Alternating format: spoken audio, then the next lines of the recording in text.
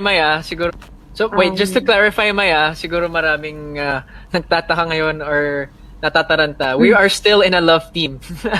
Hindi kami naghiwalay or of course we're not separated as a love team of course. So wait, just to clarify Maya, siguro maraming nagtataka Kami words sa ABS-CBN News. Edward Barber, nilinaw na magka-love team pa rin sila ni Maymay Entrata. Sa kabila ng mga pagsubok na kinaharap ng samahan nila ni Maymay Entrata, nilinaw ng host at actor na si Edward Barber na magka-love team pa rin sila ng aktres.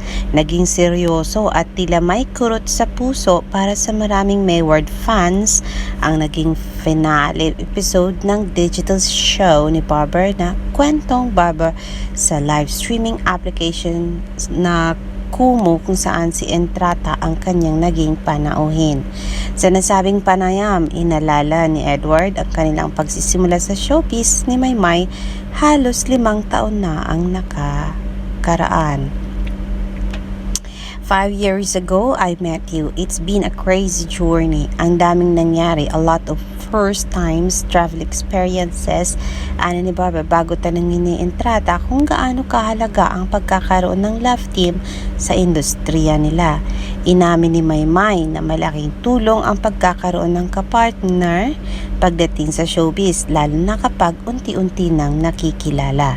Importante talaga na may kasama ka. For example, na overwhelm ka, may magre-remind sa'yo na, uy, huwag lalaki ulo mo, stay grounded, saad ni Entrata.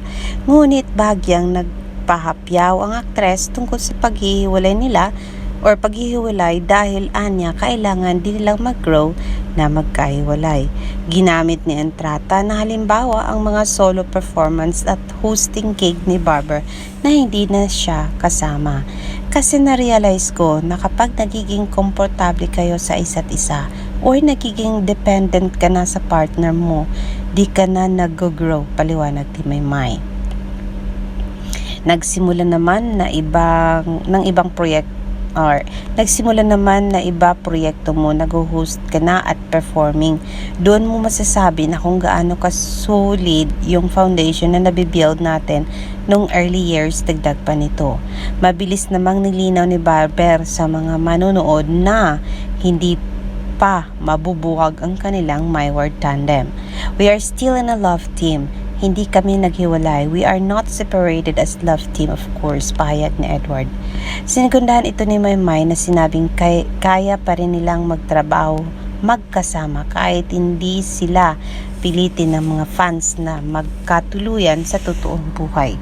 Gusto ko lang i-clear na pwede kaming mag-enjoy as love team na magkatrabaho, na good friends kami, tugon ng aktres. Sa naturang palabas, naging totoo rin si Entrata sa kanyang saloobin nang tanungin ni Barber kung mabigyan pa sila ng isang pagkakataon. Bagamat hindi malinaw kung anong klaseng pagkakataon ang tinutukoy, naging malaman ang sagot ni Maymay na sinabing mahirap nang ibalik ang tiwalang nasira.